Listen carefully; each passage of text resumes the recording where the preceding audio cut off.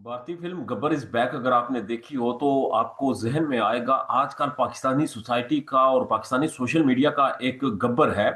बार बार उसकी चीजें सामने आ रही हैं, स्टेटमेंट सामने आ रही हैं, सोशल मीडिया पे व्लॉग्स आ रहे हैं। बिग ब्रदर, ये बिग ब्रदर कौन है? ये एक सोशल मीडिया की सेंसेशन बना हुआ है, ये लोगों को बचा रहा है, ये करप्ट ऑफिसर्स के खिलाफ एक्शन ले रहा है और करप्ट ऑफिसर्स को नाकुच चने चबवाता है।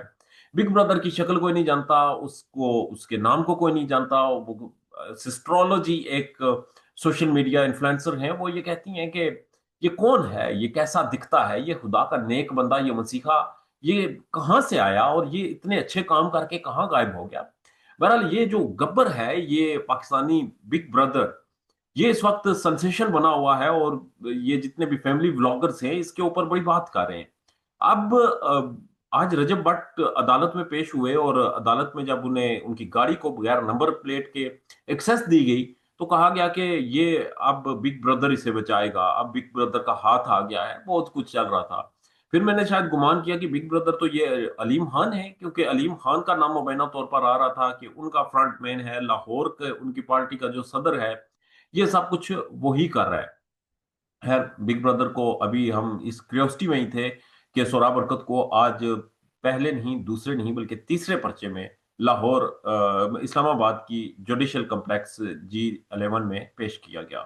G11 में पेश करने के बाद एनसीसीए के ऑफिसर से हमारे एक दोस्त की बात हुई। उन्होंने कहा, जी आपको क्या लगता है ये जो आपने 30 दिन का रिमांड मांगा है कश्मीर के ऊपर बात करने और फिर बलूचिस्तान के ऊपर और महरंग बलोच के ऊपर बात करने की वजह से, ये 30 दिनों में आप जो तफ्तीश करेंगे, अदालत आपको कितनी इजाजत देगी? तो एनसीसीए के ऑफिसर कहते हैं, जी मुझे तो यही लगता है कि 2 दिन का रिमांड दे देंगे, क्योंकि हम तो 30 दिन का मांगते हैं तो 2 दिन का मिलता है।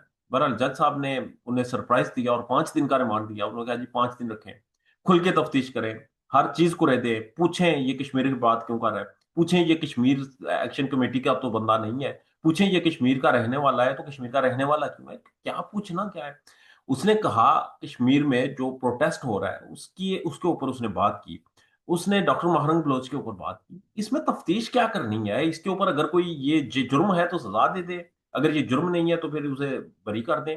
रिमांड दिया गया बहरहाल 12 दिन से, इससे पहले भी सोराब 12 दिन रिमांड काट के आया, जो फिजिकल रिमांड था, जो एनसीसीआई लाहौर के पास था। बहरहाल 5 दिन मजीद उसे दिए गए और उसे कहा गया कि जी आप ये भी चलाएं। अब कहा यह जा रहा है कि शराब को फिक्स करना है, मजीद एफआईआर से मजीद इलाकों में लेकर जाना है। कुछ दोस्तों ने यह कहा कि पूरा पाकिस्तान घुमाना है। वो हाई स्पिरिट में था, उसने कहा जी चलें ठीक है, घुमा लें पूरा पाकिस्तान। खुद तो नहीं देखा, आप दिखा दें, आप घुमा दें, पूरे पाकिस्तान की अदालतें दिखा दें, अदालती निज़ाम हम देख लें, अदालती स्ट्रक्चर हम देख लें, हमें पता चल जाए कि ये काम कैसे करता है। यहाँ पर लोगों को जब इंगेज किया जाता है तो ये जो हमने सुना था कि वो जो सिविल केसेस होते हैं, ये तो क्रिमिनल है। सिविल केसेस जो होते हैं वो दाता लगाता है तो पोता भुगतता है, लोगों की यहाँ जिंदगियां गुजर जाती हैं। पर हम भी देख लें कि ये अदालतें काम कैसे करती हैं, ये 27वीं यानी तरमीम से पहले कैसे काम करती थी और बाद में कैसे करती हैं। बहरहाल अदालतों को हमने देखना है, मगर इसके साथ साथ अडयाला जेल इस वक्त पॉइंट ऑफ द डिस्कशन है।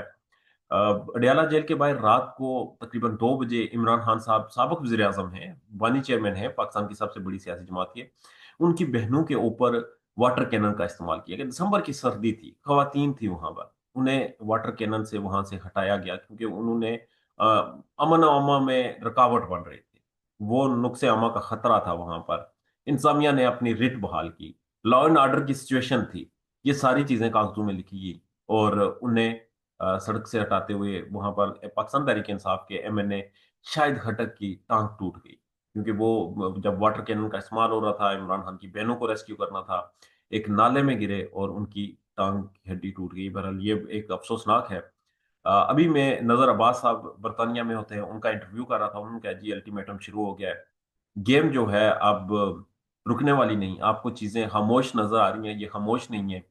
बिहाइंड द सीन बहुत कुछ चल रहा है और बिहाइंड द सीन ओवरसीज बहुत चला रहे हैं। कुछ ईमेल्स की गई थी, कुछ राब्ते किए गए थे।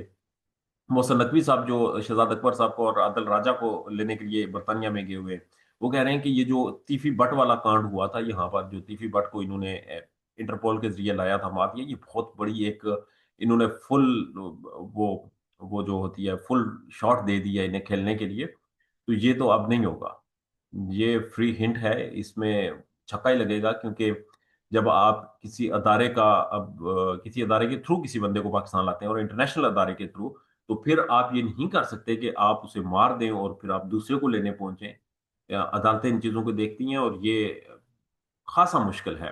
वाला रजब भट्ट, नदीम नानीवाला, सिस्ट्रोलॉजी, डकी भाई, ये इन सब की तरफ से जो इस वक्त सोशल मीडिया के ऊपर कैंपेन चल रही है। खैर, सिस्ट्रोलॉजी और डकी भाई ने तो बिग ब्रदर को सलाम पेश कर दिया। अब देखना यह है कि बिग ब्रदर क्या क्रिश की तरह, गब्बर की तरह, किसी मसीहा की तरह, स्पाइडरमैन की तरह पहुंचेंगे बचाने के लिए रजब भट्ट को भी, या नहीं?